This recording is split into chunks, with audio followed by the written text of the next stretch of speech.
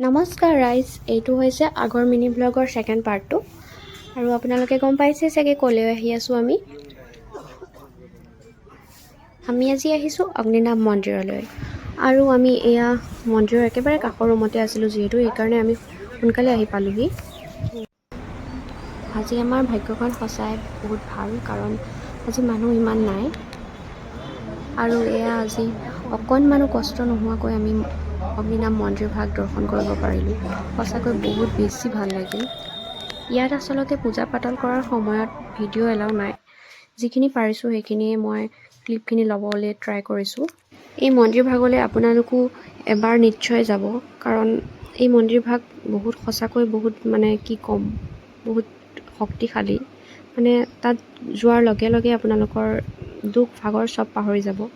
এবাৰ হ'লেও আপোনালোকে যাবই। আজিৰ ভিডিঅ'টো মই ইমানতে সামৰিছোঁ।